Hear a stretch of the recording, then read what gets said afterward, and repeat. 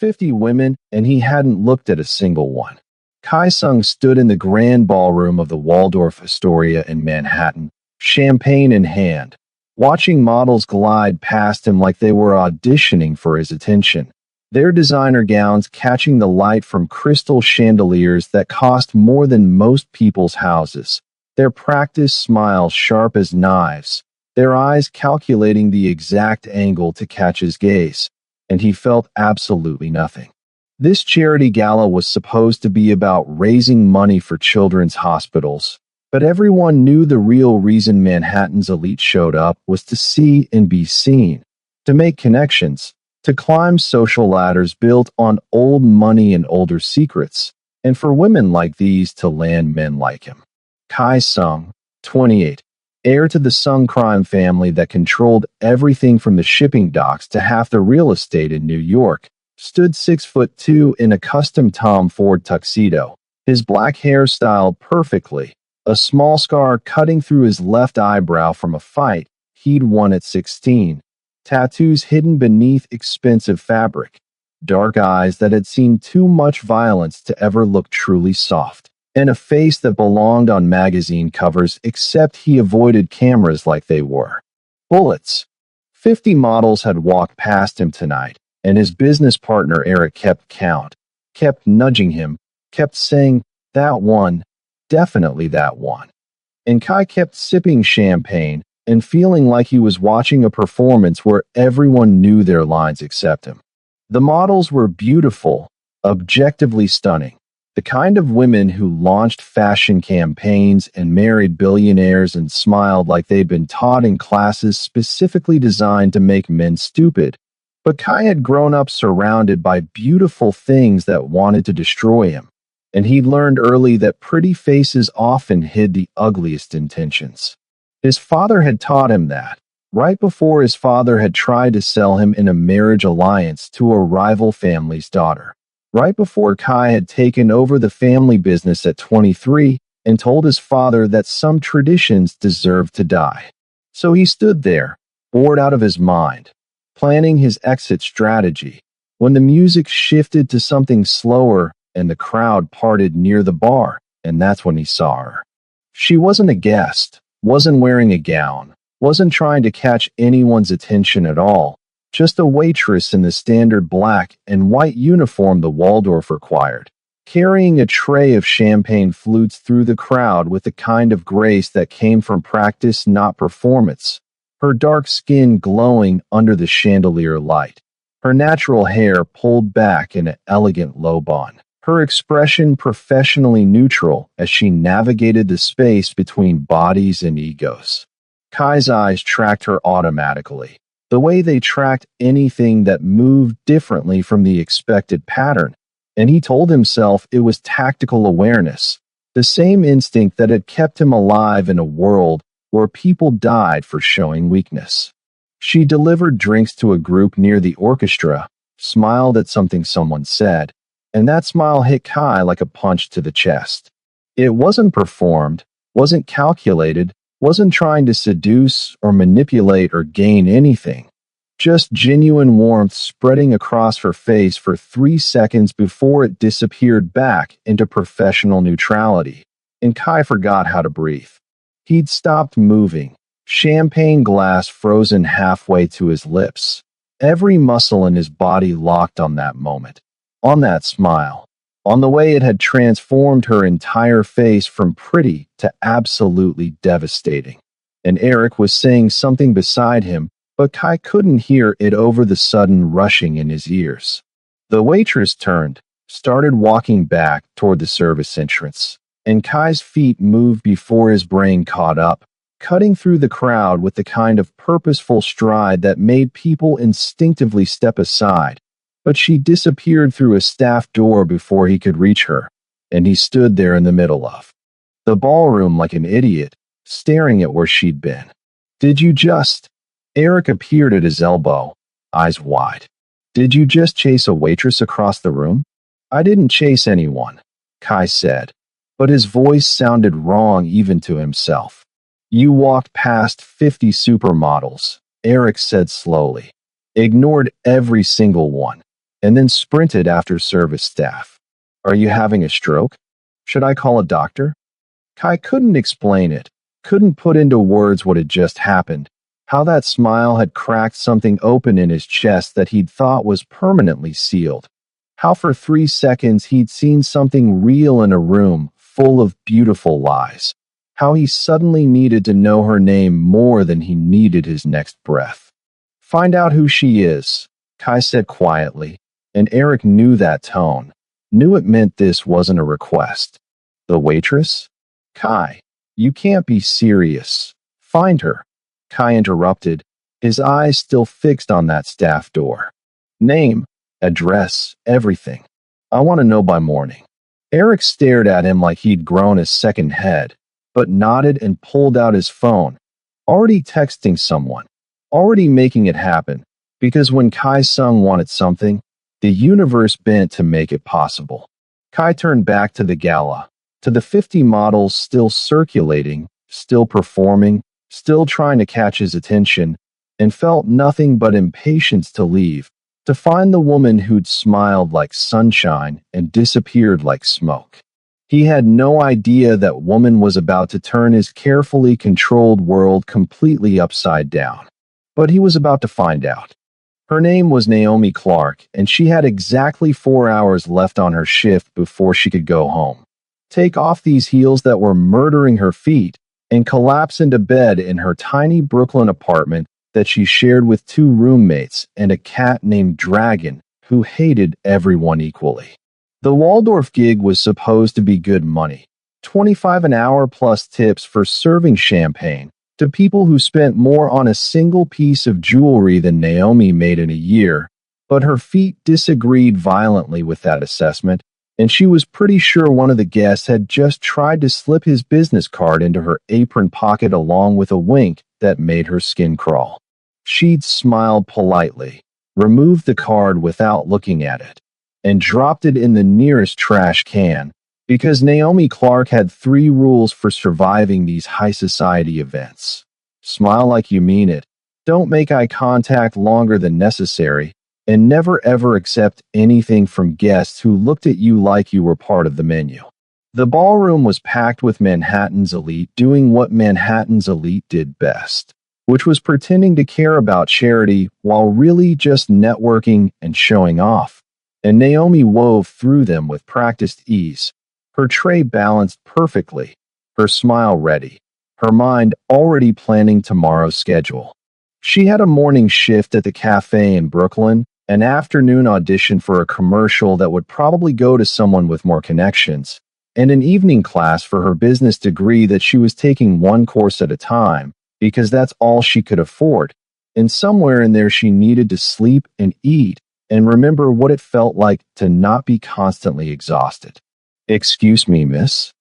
An older woman in diamonds that could probably fund a small country gestured imperiously, and Naomi moved toward her with her professional smile firmly in place, delivered champagne, accepted no thank you in return, and moved on, because invisible was safest, and Naomi had learned that lesson the hard way. She'd grown up in California, small town, big dreams, the kind of girl who believed that if you worked hard enough and wanted it badly enough, you could make anything happen. And then she'd moved to New York at 21 and discovered that the city didn't care about your dreams, only your ability to pay rent and survive. 5 years later, at 26, Naomi was still fighting, still working 3 jobs, still showing up to auditions even though she hadn't booked anything significant in months, still believing that eventually something would break her way. But some days like today when her feet hurt and entitled rich people treated her like furniture, she wondered if she was chasing something that didn't exist. The orchestra started a new song, something classical and sweeping, and Naomi caught sight of herself in one of the massive gilded mirrors lining the wall, saw the exhaustion she was hiding behind her smile, and made herself stand straighter, lift her chin, because giving up wasn't in her DNA, and no matter how hard things got. She delivered her last round of champagne and headed back toward the service entrance for a refill. And that's when she felt it. That prickling awareness of being watched, the kind that made the hair on the back of your neck stand up. Naomi glanced over her shoulder and saw him, tall and devastatingly handsome in a way that should be illegal. Dark eyes locked on her with an intensity that stole her breath, standing in the middle of the ballroom like he'd forgotten where he was. And for just a second their eyes met across the distance, and something electric passed between them. Then Naomi blinked, shook it off, and pushed through the staff door into the bright fluorescent reality of the service corridor. Because men who looked like that and stood in ballrooms like this didn't notice women like her except as objects to use and discard, and she'd already had enough of that for one lifetime. "Girl, you okay?" her coworker Jamie asked, loading her own tray. "You look like you saw a ghost." "Just tired," Naomi lied. But her heart was still racing, still caught on the way that man had looked at her, like she was the only person in a room full of hundreds. 20 more minutes, and we can take a break," Jamie said sympathetically. "Rich people tip better when they're drunk. So smile pretty, and let's make this rent money." Naomi laughed, grabbed her refilled tray, and pushed back through the door into the ballroom. And the man was gone, disappeared into the crowd, and she told herself the weird flutter in her chest was relief, not disappointment. The rest of her shift passed in a blur of champagne and fake smiles and aching feet, and by the time Naomi finally made it home at 2 in the morning, she'd almost forgotten about the man with the intense eyes. Almost. But when she fell asleep, she dreamed of the way he'd looked at her, and woke up more confused than ever. What Naomi didn't know was that across the city, in a penthouse overlooking Central Park, Kai Sung was staring at a file that contained her entire life, name, address, work history, everything, and he was already planning how to see her again. The universe was about to collide their worlds, and neither of them was ready for what came next. Naomi's morning shift at the Brooklyn Cafe started at 6 a.m., which meant she was running on 4 hours of sleep and pure caffeine when the door chimed and he walked in. Kai Sung, even more devastating in dark jeans and a leather jacket than he'd been in a tuxedo, looking completely out of place in the tiny neighborhood cafe where regulars came for cheap coffee and cheaper breakfast sandwiches, his dark eyes scanning the room until they landed on her behind the counter, and Naomi almost dropped the espresso she was making. "What can I get you?" she asked, keeping her voice professional even though her heart was trying to escape her chest, because this couldn't be coincidence, couldn't be random. This man from the Waldorf showing up at her cafe in Brooklyn at 6 in the morning. "Coffee," Kai said, and his voice was deeper than she'd expected, rough like he hadn't slept either, tinged with an accent that suggested Korean heritage. "Black, no sugar." Naomi rang him up, made his coffee, and slid it across the counter, and when their fingers brushed during the exchange, she felt electricity shoot up her arm. "You were at the Waldorf last night," Kai said, not a question. "I work events sometimes," Naomi said carefully, because alarm bells were ringing in her head, because normal people didn't track down waitresses to random cafes unless they wanted something. "Did I forget to give you your champagne or something?" "No," Kai said, and something that might have been amusement flickered in his eyes. "I wanted to see you again." The honesty of it startled her. "Why?" "Because you smiled," Kai said simply, and it was the most real thing I'd seen in months. Naomi's breath caught, because that was either the most romantic thing anyone had ever said to her or the most effective line she'd ever heard, and she couldn't tell which. "I smile at everyone," she said. "It's part of the job." "Not like that," Kai said. "Not like you meant it." Before Naomi could respond, her manager called her name, needing help with the morning rush, and she had to turn away, had to focus on orders and customers, and not the man who'd somehow found her cafe and was saying things that made her chest ache. But when she looked back, Kai was still there, sitting at a corner table, coffee untouched, just watching her work with that same intense focus from the gala. And Naomi didn't know whether to be flattered or terrified. Her shift ended at noon, and Naomi changed out of her apron expecting him to be gone. But Kai was waiting outside, leaning against a black Mercedes that probably cost more than her student loans. "This is creepy," Naomi said bluntly, even though her traitorous heart was doing backflips. "You showing up at my work, waiting for me, it's stalker behavior." "You're right," Kai agreed immediately. "I'm sorry. I couldn't stop thinking about you and I don't know what I wanted. To see if that moment at the gala was real or if I'd imagined it." "What moment?" Naomi asked.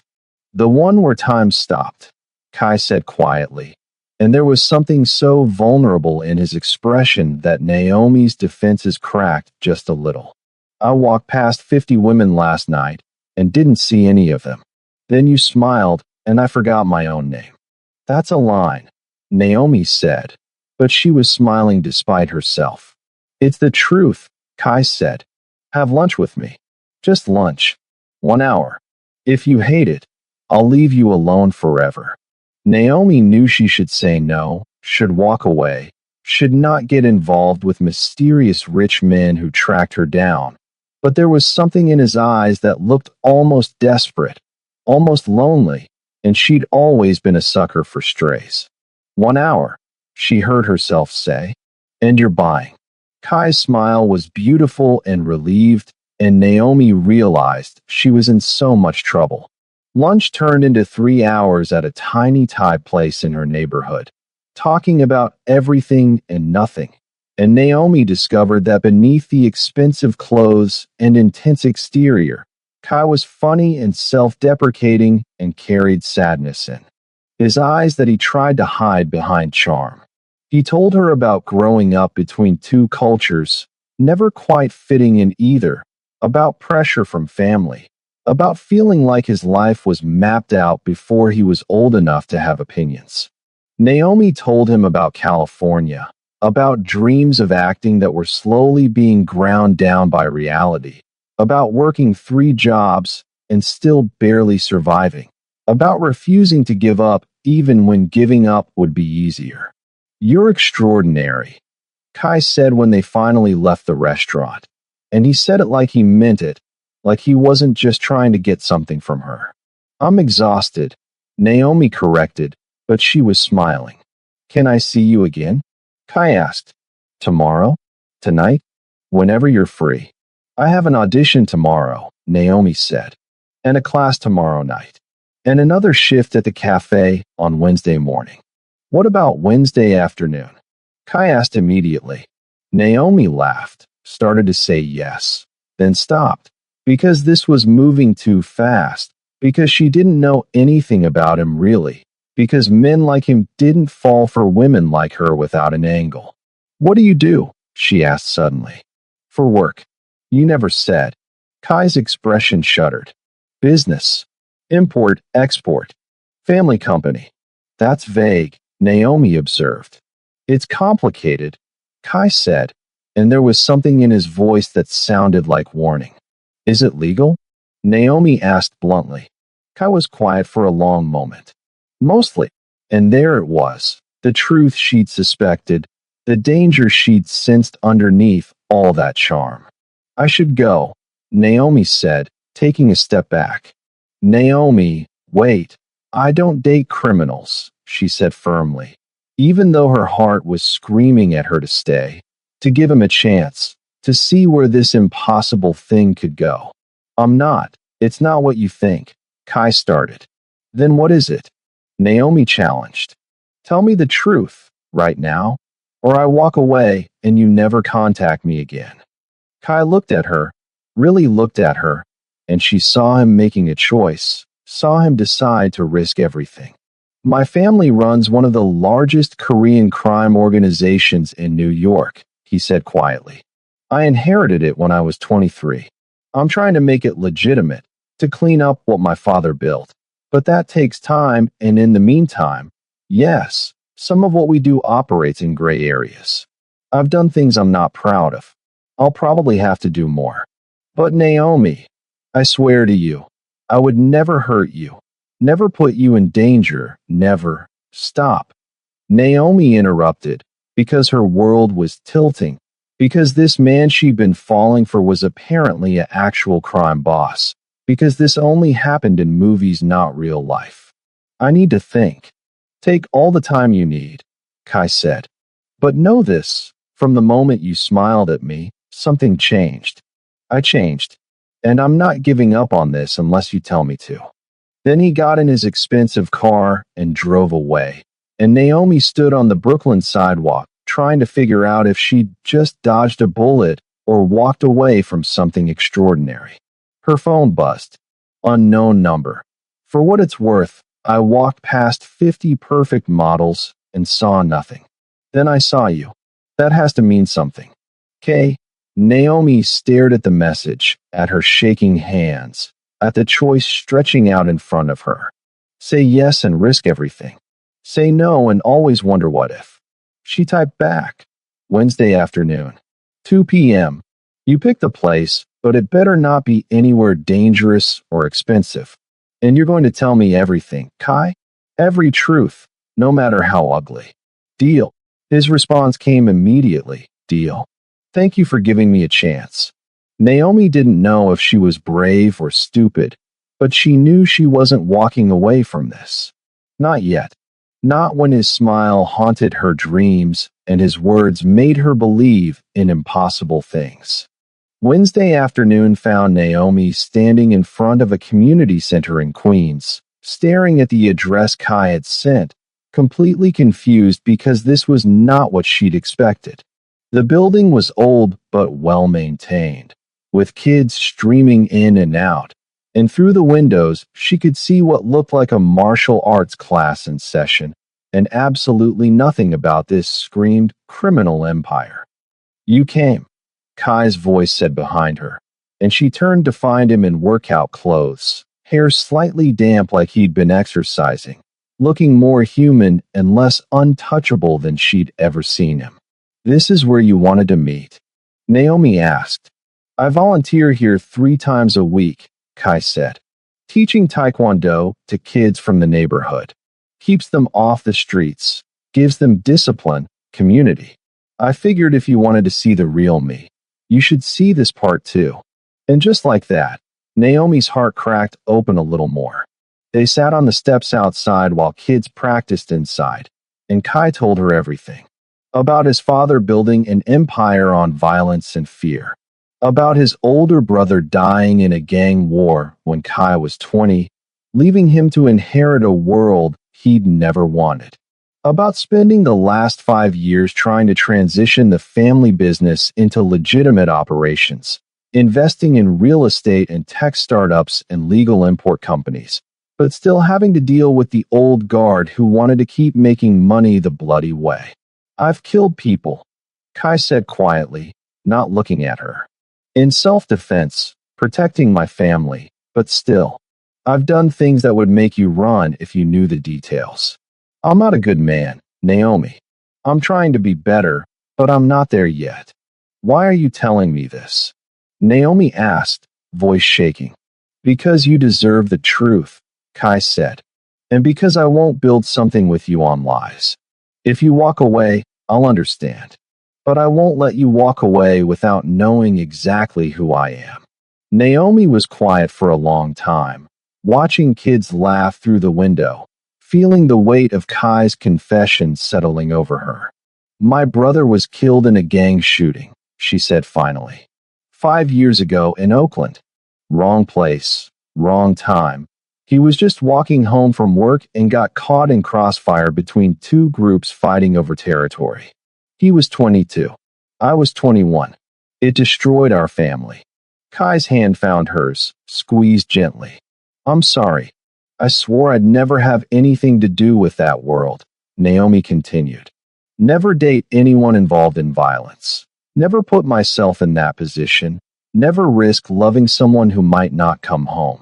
So it's everything I promised myself I'd avoid.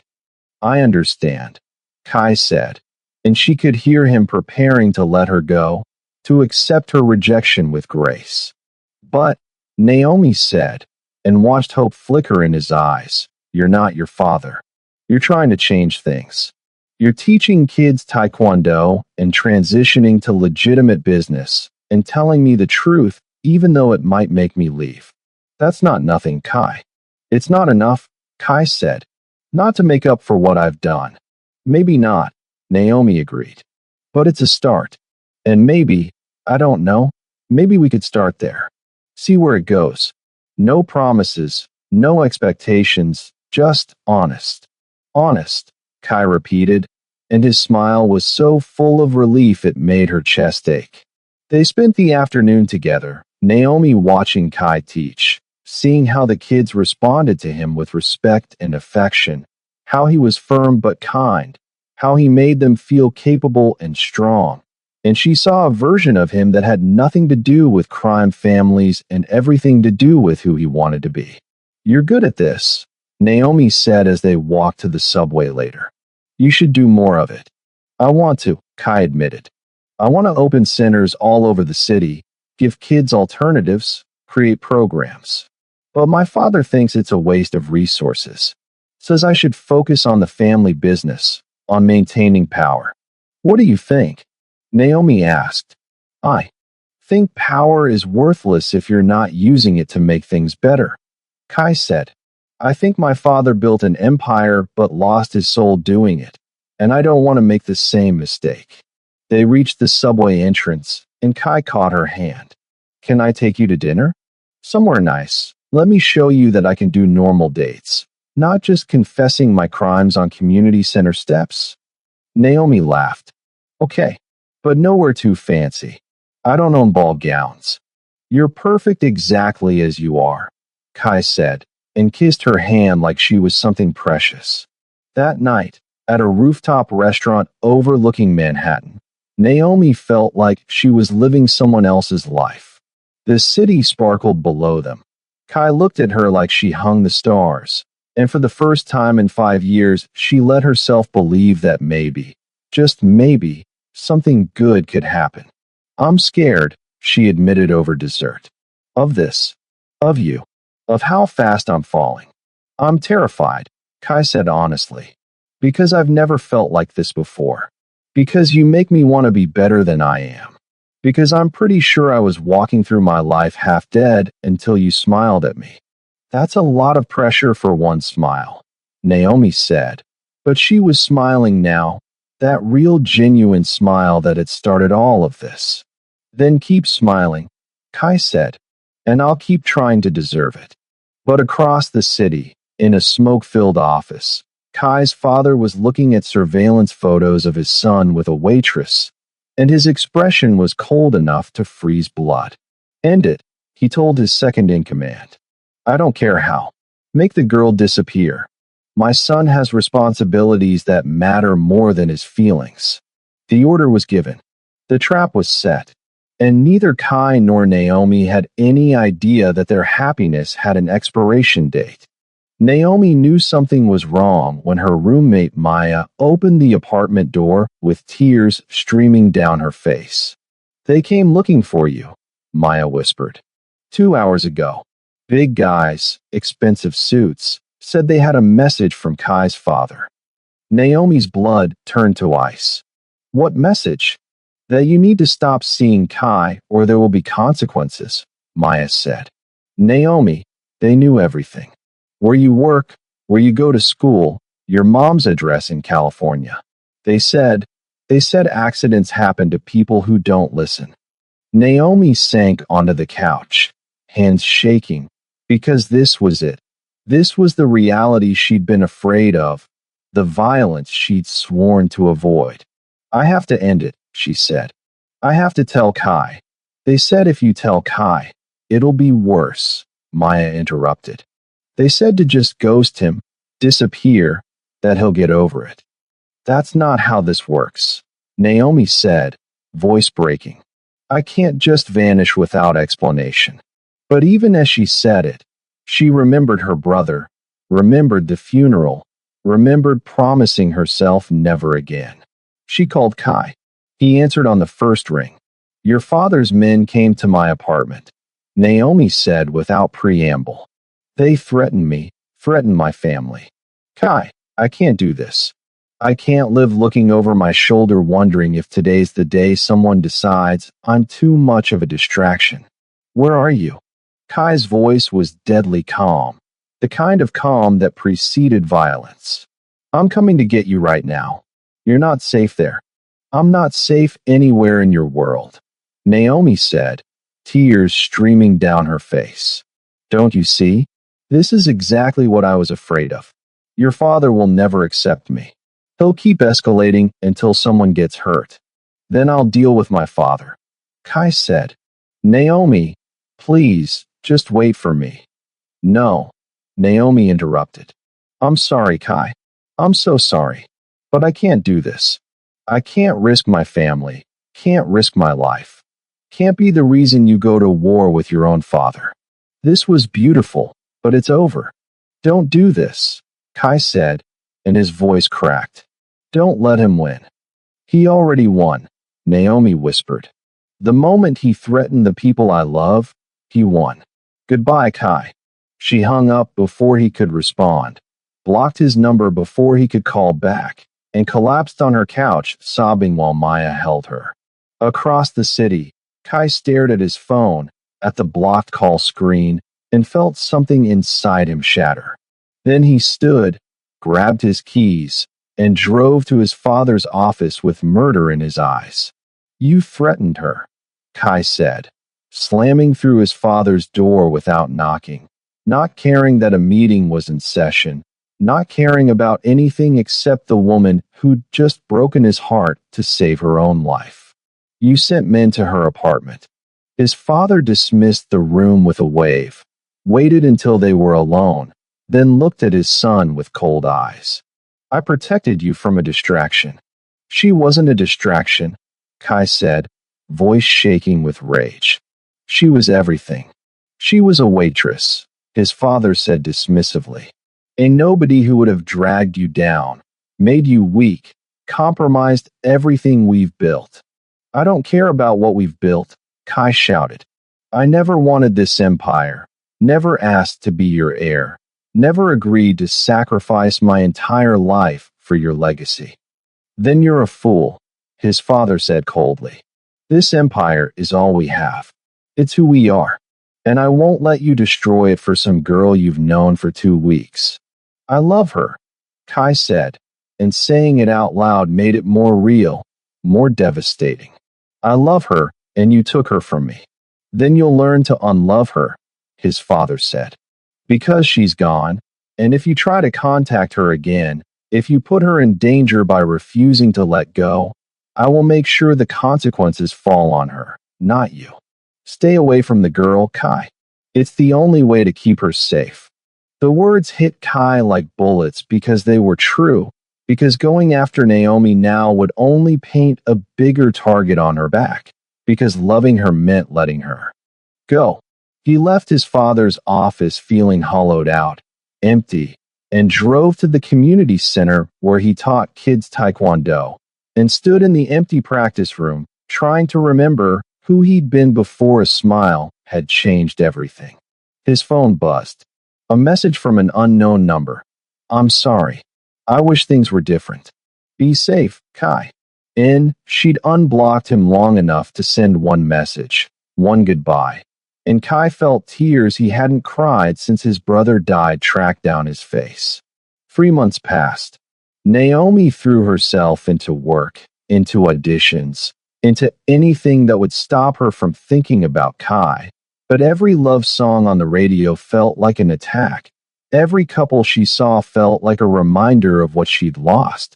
And she couldn't walk past Thai restaurants without her chest aching. She finally booked a commercial, a small victory, but it felt empty without anyone to celebrate with. Without Kai's proud smile and the way he'd called her extraordinary. Maya found her crying in the bathroom one night and just held her. I did the right thing, Naomi said. I know I did. So why does it feel like I'm dying? Because you loved him, Maya said gently. And love doesn't care about right or wrong. It just cares about loss. Across the city, Kai was a ghost, going through the motions of running the empire but feeling nothing, teaching classes at the center, but his smile never reaching his eyes, existing but not living. Eric tried to set him up with other women, and Kai couldn't even look at them, couldn't see anyone except the waitress who'd smiled and changed his entire world. You have to move on, Eric said carefully. She's not coming back. I know, Kai said, but he didn't know how to move on when part of his soul had walked away with her. Then Kai's father had a heart attack. Massive, unexpected, and when Kai sat in the hospital waiting room at 4 in the morning, the only thing he could think was that life was too short, too fragile, too precious to waste on fear. His father survived, but the doctor was clear: retire or the next one would kill him. And just like that, the empire was fully Kai's. No more old guard to answer to. No more threats hanging over his head. No more father controlling every move. The first thing Kai did was call off every operation that wasn't completely legitimate. The second thing was to set up a foundation for at-risk youth, funding community centers across the city. The third thing was to try to find Naomi. But she'd moved, changed jobs, disappeared so completely it was like she'd never existed, and Kai spent 3 more months searching before accepting that maybe she didn't want to be found. He was teaching a class at the center 6 months after she'd walked away, when he looked up and saw her standing in the doorway. Naomi, thinner than before, exhaustion in her eyes, but that same strength in her spine, watching him with an expression he couldn't read. The world stopped spinning. Everything disappeared except her. And Kai knew that some things were worth fighting for, no matter how long it took. Hi, Naomi said, voice barely above a whisper, and Kai dismissed the class early, didn't care about protocol or schedules, just needed to talk to her, needed to understand why she was here after 6 months of silence. They sat on the steps outside, the same place they'd sat when he'd told her the truth about his life, and the afternoon sun was gentle on their faces. Your father had a heart attack, Naomi said. I saw it in the news. Is he okay? He's alive, Kai said. Retired. Moved to Connecticut to live with my aunt. Doctor's orders. So you're in charge now, Naomi said. Completely. And the business? She asked. Legitimate, Kai said. All of it. I spent the last 6 months cleaning house, ending contracts, transitioning everything. We're just a real estate and investment company now. No more gray areas. That must have been hard, Naomi said softly. It was necessary, Kai said. I couldn't, after losing you. I realized that building something on fear and violence wasn't worth it. You showed me there was a better way. Silence fell between them, heavy with everything unsaid. Why are you here? Kai asked finally, because he couldn't take the not knowing, couldn't handle the hope rising in his chest that might get crushed. Because I couldn't stop thinking about you, Naomi admitted. Because I booked a national commercial and the first person I wanted to call was you. Because I've been miserable for 6 months and I kept telling myself I did the right thing, but it feels like I did the most wrong thing possible. You did do the right thing, Kai said gently. My father would have hurt you. You had to protect yourself. But he's gone now, Naomi said. And you've changed everything. And I read about your foundation, about the centers you're opening, about the scholarships for kids from low-income families. You're doing exactly what you said you wanted to do. Doesn't change the past, Kai said. Doesn't change what I've done. No, Naomi agreed. But it shows who you're trying to be. And I think I want to be part of that. If you'll have me. If I haven't completely destroyed everything by running away. Kai looked at her, really looked at her, and saw his future in her eyes. You called me extraordinary once, Naomi continued. But Kai, you're the extraordinary one. You walked past 50 perfect models and saw me. You told me the truth even when it could have cost you everything. You changed your entire life, cleaned up an empire, chose to be better. That's not nothing. It's not enough, Kai said, not to deserve you. How about we decide together what's enough? Naomi suggested. How about we try this again, for real this time, with no threats hanging over us, no secrets between us, just us? Are you sure? Kai asked. Because Naomi, if we do this again, I'm not letting you go. I'm all in. Forever.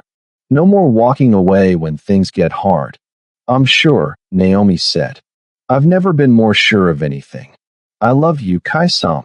I fought it, ran from it, tried to bury it. But I love you and I want to try. Kai pulled her into his arms and kissed her like he'd been dying without her, like she was oxygen and he'd been drowning for 6 months.